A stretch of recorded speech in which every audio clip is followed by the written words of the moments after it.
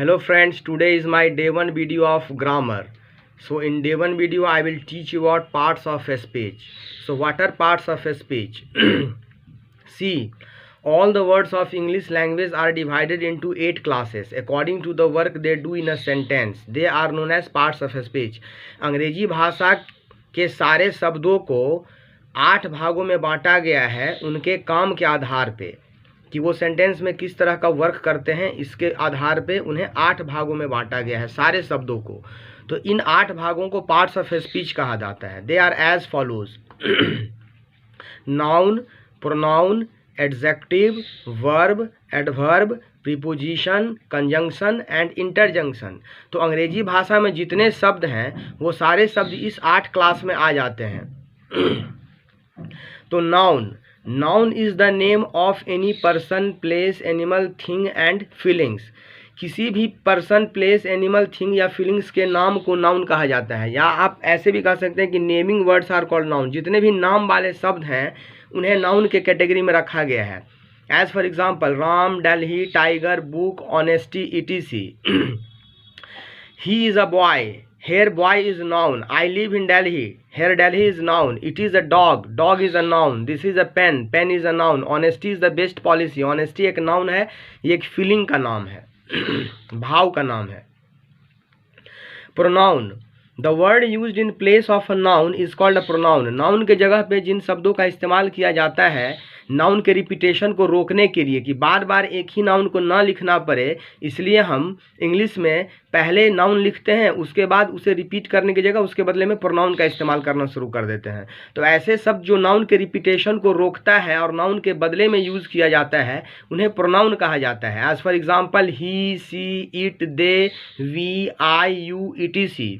As for example he is ill, तो यहाँ he pronoun है। She is not fat, she is a pronoun. I go there, I is a pronoun. She is coming, she is a pronoun. You are a good boy, you is a pronoun. They are sleeping, they is a pronoun.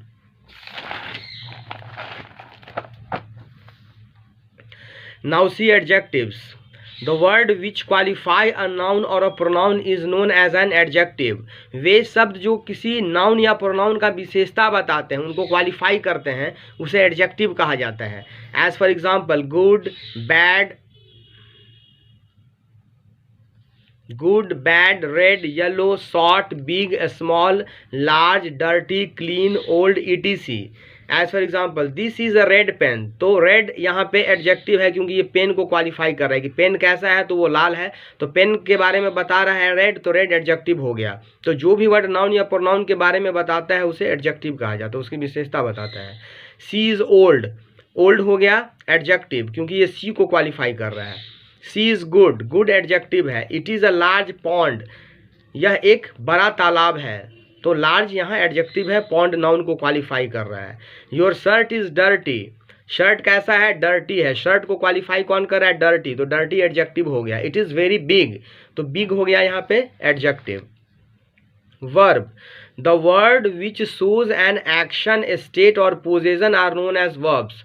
वैसे शब्द जो काम को show करते हैं कि कोई काम हो रहा है, डूइंग वर्ड्स को वर्ब कहा जाता है। You may also say that doing words are known verb. तो वर्ब एक्शन भी शो करता है, स्टेट भी शो करता है कि किस कंडीशन में कोई चीज़ है। He is poor, he is bad, तो ये कंडीशन बता रहा है, स्टेट बता रहा है। तो इज़, एम, आर, वाज, वर ये स्टेट बताते हैं लेकिन ये भी वर्ब कहलाते हैं। और पोजेशन भी शो करता है ये कि this is he has a book, she has a car, तो हैज़ हो गया, हैव हो गया, हैड हो गया, ये पोजेशन बताने वाले वर्ड्स हैं और ये वर्ब कहलाते हैं। So for example play, go, dance, read, write, is, am, are ये स्टेट शो करते हैं। हैज़, हैव, हैड ये पोजेशन शो करते हैं। तो वर्ब का काम है एक्शन शो करना, स्टेट शो करना और पोजेशन शो करना। ये सारे वर्ड्स वर्ब कहलाते हैं। आई गो देयर, गो वर्ब है। ही राइट्स, राइट्स वर्ब है। She has a bag, has verb है। I am tall, am verb है। She is fat, is verb है। They are intelligent, are verb है। I have a book, have verb है। He had a bicycle, had verb है। She dances well, dances verb है। They play cricket, play verb है। Now see adverb: the word which qualify a verb an adjective and another adverb are known as adverbs. तो वैसे word जो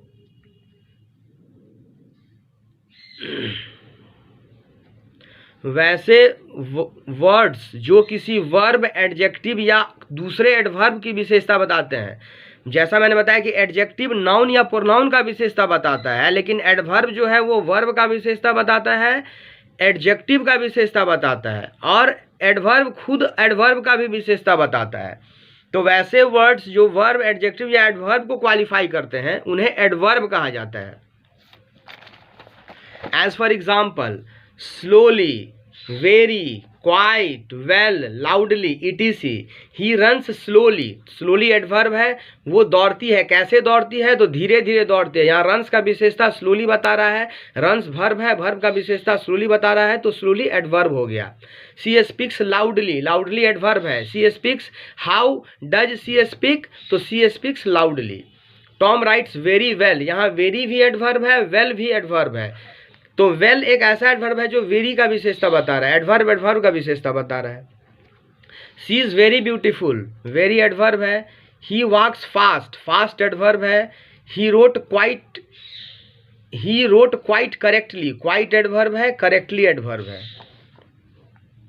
preposition, a preposition is a word, a preposition is a word placed before a noun or a pronoun to show its relation with other words in a sentence। किसी भी sentence में बहुत सारे word होते हैं, तो वो छोटे छोटे वर्ड्स जो किसी नाउन या प्रोनाउन के पहले लगकर उस नाउन या प्रोनाउन का संबंध वाक्य के अन्य शब्दों के साथ स्थापित करते हैं, उन्हें प्रीपोजिशन कहा जाता है। As for example in, on, under, behind, at, to, from, for, by, with, between, about, since, before, of, over, near, ये सारे वर्ड प्रीपोजिशंस हैं। The pen is on the table, तो पेन और टेबल के बीच रिलेशन एस्टेब्लिश करने का काम ऑन कर रहा है कि पेन कहाँ है? तो टेबल पे है, तो इस रिलेशन एस्टेब्लिश करने का काम ऑन कर रहा है, तो ऑन प्रीपोजिशन हो गया। ही लिव्स इन दिल्ली, तो इन प्रीपोजिशन हो गया। दे कम फ्रॉम पटना, तो फ्रॉम प्रीपोजिशन हो गया। My book is on the table, on preposition है। He stands at the gate, at preposition है। I go to a school, to preposition है। He is behind you, behind preposition है। Conjunction, a conjunction is a word use to join, conjunction को joining words कहा जाता है। तो it is use to join words और sentences together, ये किसी भी वर्ड्स या सेंटेंस को आपस में कनेक्ट करता है या ज्वाइन करता है। As for example and, if, but, or, because, therefore, as if, while, as well as, etc, ये सारे कंजंक्शन है। As for example Raju and Soni are there, तो राजू और सोनू को ये कंबाइन कर रहा है, ज्वाइन कर रहा है। रिची और रितेश विल गो, रिति या रितेश जाएगा, तो और यहाँ रिति और रितेश को कंबाइन कर रहा है। एंड कंजंक्शन है, और कंजंक्शन है। मोती इज टॉल बट फैट, मोती लंबा है लेकिन मोटा है, तो बट यहाँ कंजंक्शन है। Hari and Moti are ill, and conjunction है।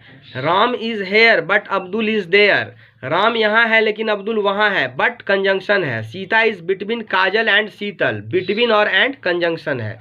Now see interjection, an interjection is a word used to express some sudden feeling or emotion।